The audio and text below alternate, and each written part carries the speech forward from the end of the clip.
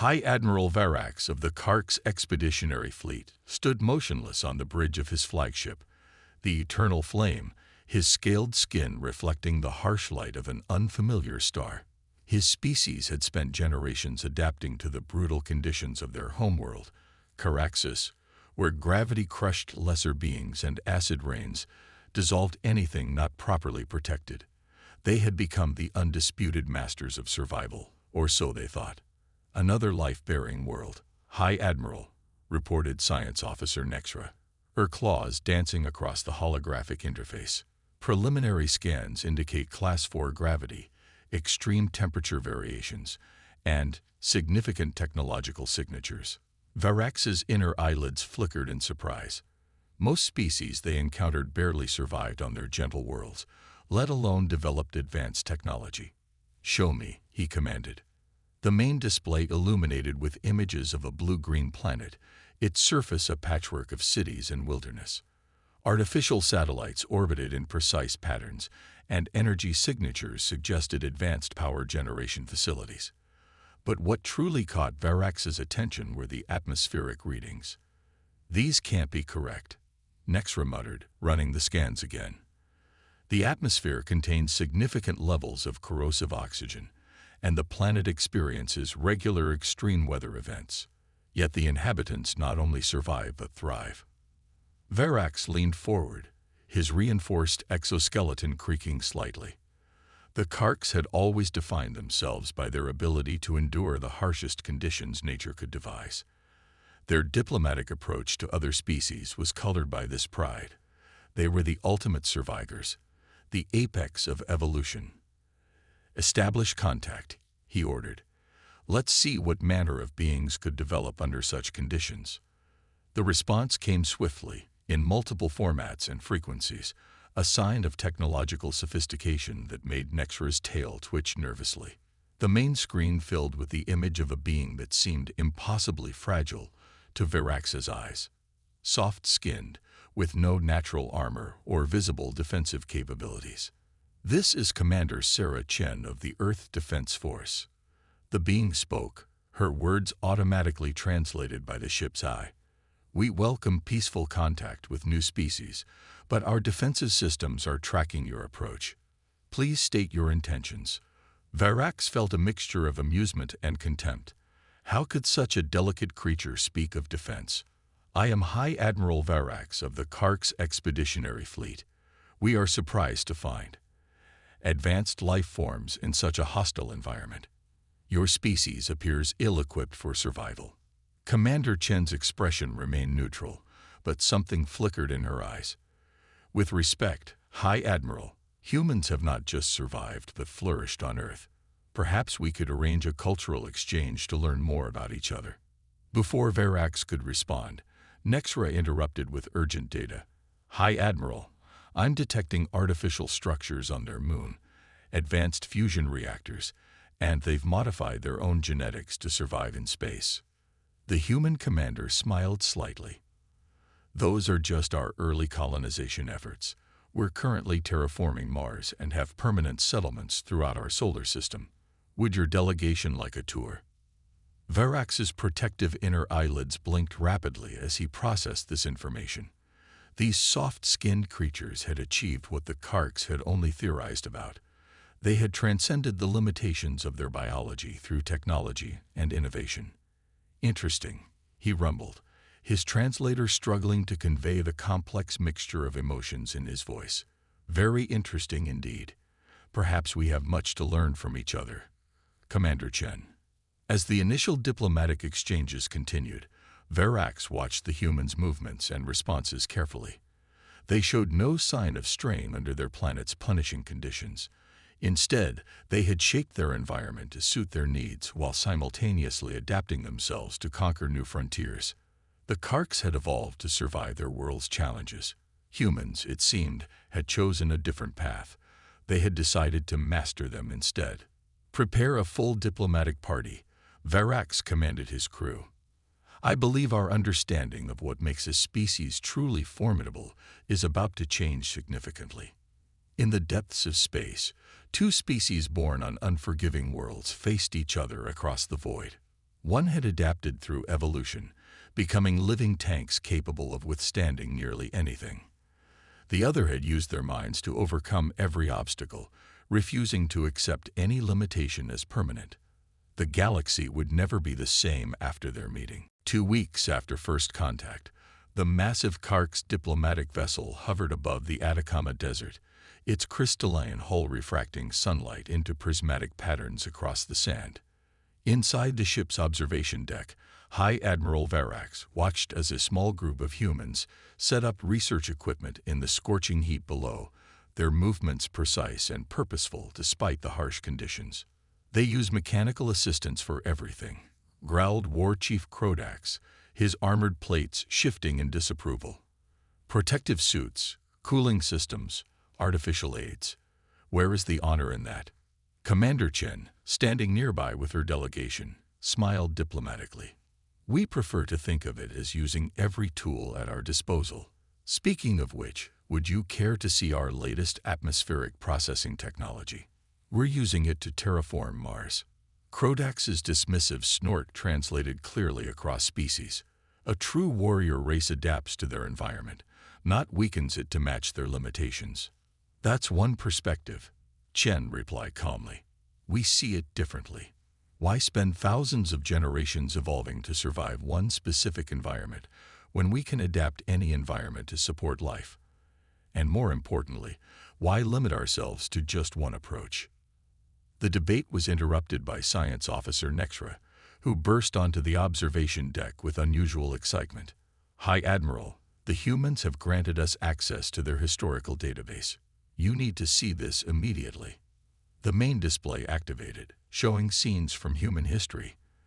The Karks watched in growing astonishment as images flashed past. Humans surviving in frozen wastelands, scorching deserts, deep oceans, and mountain peaks that would challenge even their evolved physiology. "This can't be accurate," Krodax protested. "These fragile beings claim to inhabit every environment on their world." "Not just inhabit," Chen corrected. "We thrive in them. While your species evolved impressive natural defenses, we developed something equally valuable: adaptability. We can survive anywhere because we refuse to accept any environment as uninhabitable." Verax studied the human commander thoughtfully. Over the past weeks, he had begun to understand that his initial assessment of human capability had been severely limited. Their technological achievements were impressive, but their mindset was what truly set them apart. "Then perhaps," he rumbled, "it is time for a demonstration. A challenge, if you will." Chen's eyebrows raised slightly. "What kind of challenge?" "A series of survival tests in extreme environments. Your best against ours. No environmental suits or protective technology. Just basic tools and whatever natural adaptations we possess." Verax's inner eyelids flickered with anticipation. "Unless you fear such a direct comparison." The human delegation exchanged glances, and to the Karks' surprise, several of them smiled. "We accept," Chen responded without hesitation. "But we have one condition. After each test, both sides must share their methods and strategies. This isn't just about proving superiority. It's about learning from each other." The challenge was set. 5 environments, 5 tests, 5 chances for each species to demonstrate their approach to survival. The first location would be the crushing depths of the Mariana Trench, where pressure would test the limits of both Kark's armor and human ingenuity. As preparations began, Nexra approached Verax privately. "High Admiral, I've been analyzing human physiological data. There's something unusual about their evolutionary path. They're not just surviving through technology. They've somehow maintained their ability to adapt rapidly, even after achieving civilization." Verax watched as the human team efficiently organized their equipment, their movements betraying no concern about the upcoming trials. "Explain." "Most species, including us, evolved specific adaptations and then stopped, having found our niche. Humans, they never stopped. They kept their primitive adaptability while developing intelligence that lets them augment it artificially. They're still evolving, High Admiral, but they're directing it themselves. The implications of this observation hung heavy in the air as both species prepared for the challenges ahead.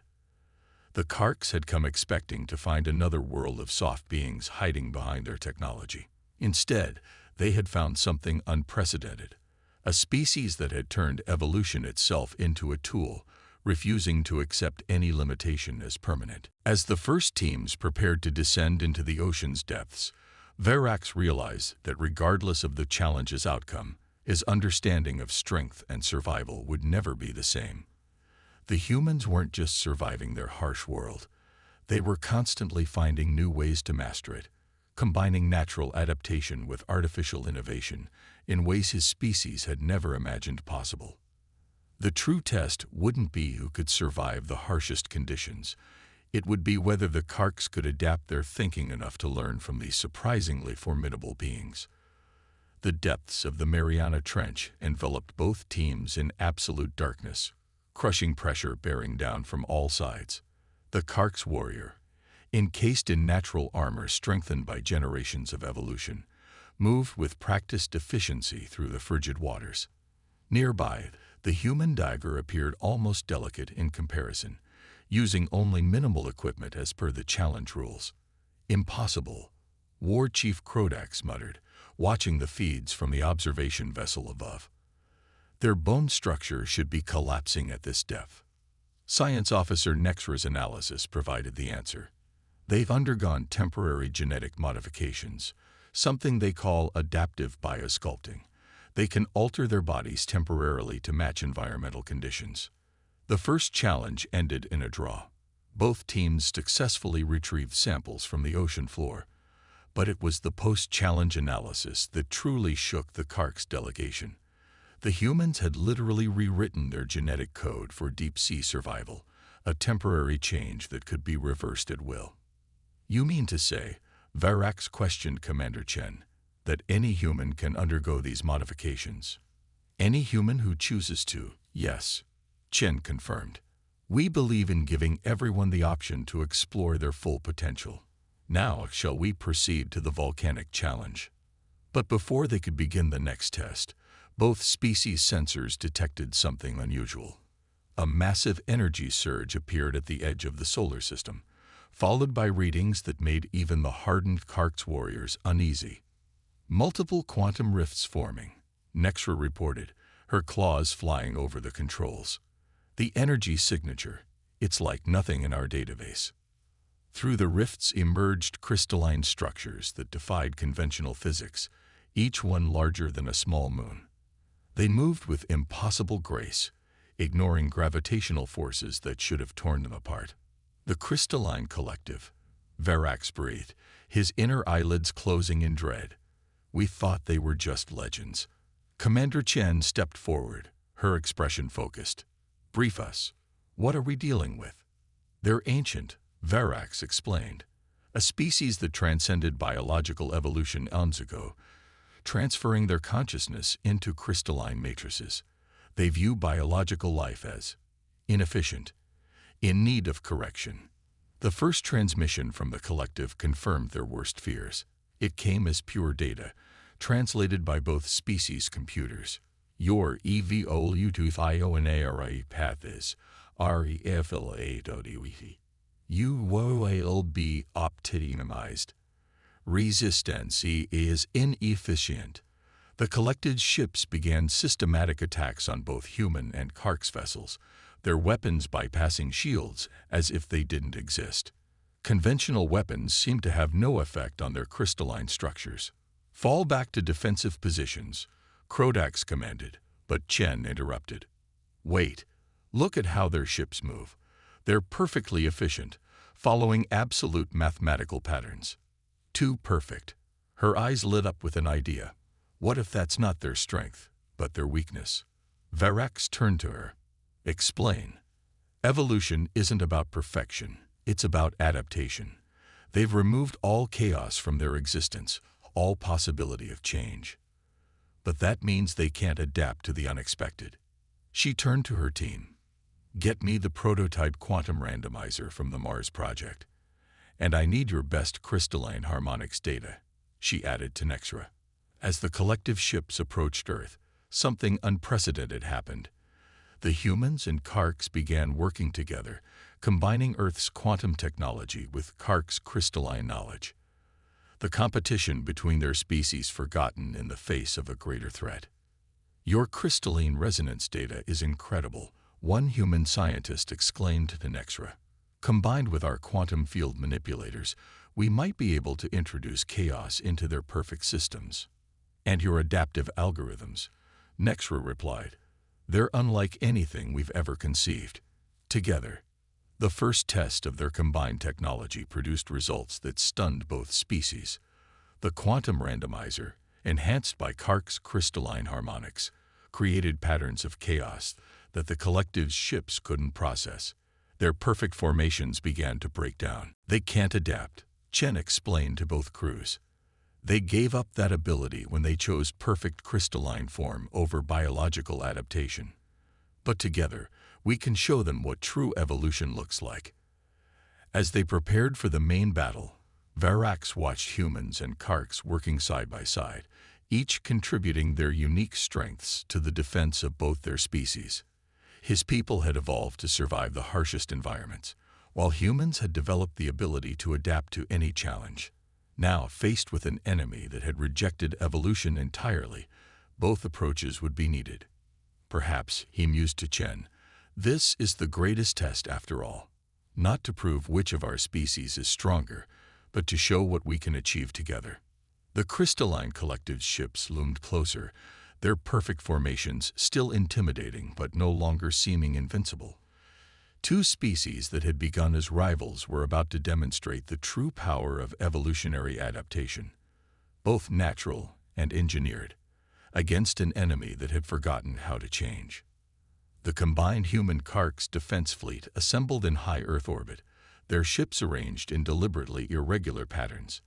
The crystalline collective's massive vessels approached in mathematically perfect formations, their crystalline surfaces refracting starlight in hypnotic patterns. Inside the makeshift Joint Command Center aboard the Eternal Flame, Commander Chen and High Admiral Varax watched their tactical displays as Science Officer Nexra and Dr. Maya Wang, Earth's leading quantum physicist, made final adjustments to their hybrid defense system. The quantum randomizer is operating at 97% efficiency, Dr. Wang reported, her fingers dancing across holographic controls. But we need more power to affect their entire fleet. Nexra's scaled fingers interlaced with the humans on the control panel, adjusting crystalline harmonics. What if we don't try to affect their whole fleet at once? Look at their formation pattern. There's a fractal logic to it. Of course, Chen exclaimed. They're not just ships, they're parts of a single crystalline matrix. If we can introduce chaos into key nodes, the disruption would cascade through their entire network. Varax finished, his inner eyelids flickering with excitement. But how do we get close enough? A young human engineer, who had been quietly studying Kark's armor designs, stepped forward. Sir, what if we combined your species' natural armor properties with our phase shift technology? Create a delivery system that could survive their defenses. The collective's first attack came with mathematical precision.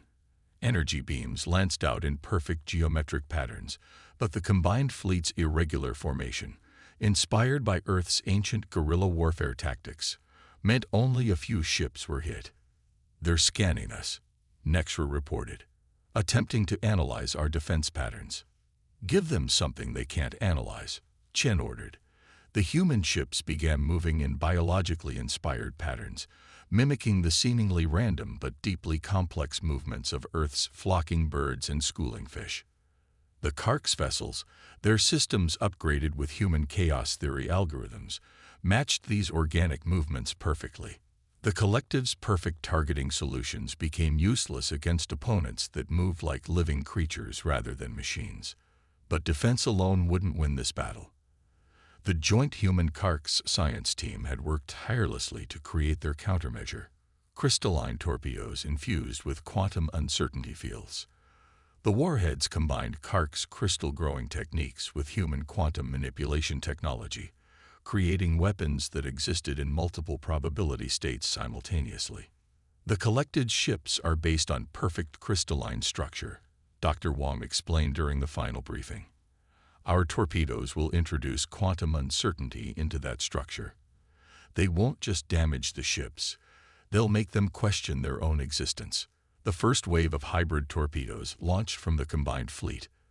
The collective's defenses, designed to counter conventional weapons, couldn't track projectiles that existed in multiple states simultaneously.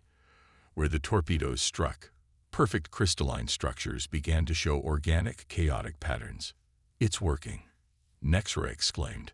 "The quantum uncertainty is spreading through their crystal matrices." On the main screen, they watched as the perfectly ordered collective ships began to show signs of disorder. Crystal faces that had been mathematically perfect for millennia began to grow in organic, unpredictable patterns. The collective's movements became erratic as their hive mind struggled to process concepts it had abandoned eons ago. Uncertainty, adaptation, and change. But the collective wasn't defeated yet. Their response came as a massive energy surge that threatened to overwhelm both human and Kark shields. "They're trying to purge the quantum uncertainty with raw power," Nexra shouted over the alarm klaxons. "Then let's give them more chaos than they can handle," Chen responded. She turned to Verax. "Your people survived for generations by adapting to chaos. Our people learned to harness it, together." Verax nodded, understanding immediately. "All ships, execute pattern Omega. Show these living crystals what true adaptation looks like." The combined fleet began a maneuver that would have been impossible for either species alone. Kark ships, their hulls reinforced with human phase shift technology, deliberately flew into the collective's energy surge. Instead of being destroyed, they absorbed and channeled the energy through human-designed quantum matrices, while their crews remained protected by their natural armor enhanced by human bioengineering. Meanwhile, human vessels used this cover to launch a second wave of hybrid torpedoes, their targeting guided by Kark's crystalline sensors that could predict the collective's mathematical patterns. This time, when the quantum uncertainty spread through the collective's ships, they had no defense left. The perfect crystalline formations began to break down, not into destruction, but into something new, something that combined order and chaos, pattern and randomness, in ways the collective had never imagined possible. "They're evolving," Nexra whispered in awe. "We didn't just defeat them, we forced them to adapt." The battle wasn't over, but its nature had fundamentally changed. The crystalline collective faced something they hadn't encountered in millions of years, the need to change, to grow, to evolve. And they were about to learn this lesson from two younger species who had mastered the art of adaptation in very different but complementary ways. 1 year after the Battle of Earth, the changed crystalline ships hung in high orbit like frozen fireworks, their once perfect geometries now displaying beautiful organic patterns. On the observation deck of the new Joint Human Karks Research Station, High Admiral Verax and Commander Chen watched as teams of scientists from both species studied these living monuments to adaptation. "They're still evolving," Nexra reported, her scales now bearing subtle modifications from human bioengineering techniques, voluntary changes that would have been unthinkable a year ago. "The quantum uncertainty we introduced hasn't stopped transforming them. They're becoming something entirely new." The remaining collective ships had withdrawn to distant space, but not before transmitting a message that both species linguists were still decoding. The preliminary translation suggested something between confusion and awakening, the first new thoughts the collective had experienced in millions of years. "We didn't just defeat them," Dr. Wong observed, her own body now enhanced with Kark's-inspired dermal reinforcement for working in extreme conditions. "We infected them with the very thing they had rejected, the capacity for change." The Joint Research Station represented everything that had changed since the battle. Humans worked alongside Karks in environments that would have been lethal to unmodified members of either species. The station's architecture itself was a fusion of human innovation and Kark's resilience, organic curves blending with crystalline strength. The latest reports from the frontier colonies are promising, Chen said, bringing up a holographic display. The hybrid environmental systems are allowing settlement of worlds we once thought uninhabitable. Humans using Kark's adaptation techniques, Kark's applying human technological solutions. Varax's inner eyelids flickered with amusement. To think we once saw your reliance on technology as weakness. Now my own daughter studies quantum engineering at your MIT, while my son trains in Kark's evolutionary biology, Chen replied with a smile. We were both right, and we were both wrong. True strength isn't about choosing between natural evolution and technological innovation. It's about embracing both. The station's alert system chimed softly as another ship of former collective crystals arrived for study. These crystalline entities, now exhibiting signs of genuine evolutionary change, had become the galaxy's most dramatic example of adaptation.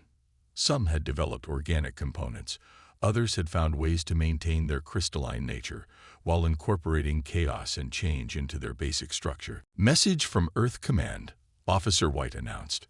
The Galactic Council has approved our joint proposal. The Human Kark's Adaptation Institute will be formally established next month. The institute would serve as a center for studying and teaching the new principles of adaptive development that had emerged from their alliance.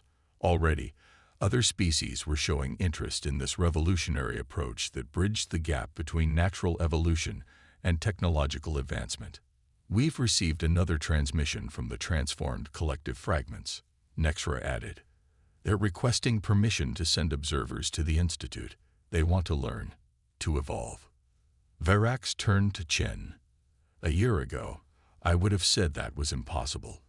A species that had rejected evolution for millions of years, now seeking to learn it anew.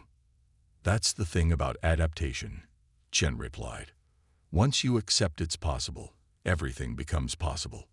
We proved that together. In the space around the station, ships of various species now moved in harmony. Some biological, some mechanical, some crystalline, and many combining aspects of all three. The rigid classifications of the past were breaking down, replaced by a new understanding that strength could take many forms. The Human Kark's alliance had sparked a revolution in galactic thinking. Species that had once looked down on others for being too technological or too biological now saw the value and diversity of approach. The Karks had learned that their evolutionary advantages could be enhanced rather than diminished by technology, while humans had discovered ways to incorporate natural adaptation into their technological development.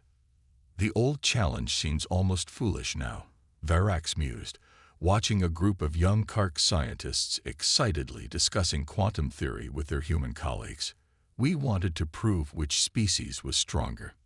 Instead, we proved that strength isn't about being the toughest or the most advanced. Chen finished. It's about being able to change, to grow, to combine different approaches in new ways.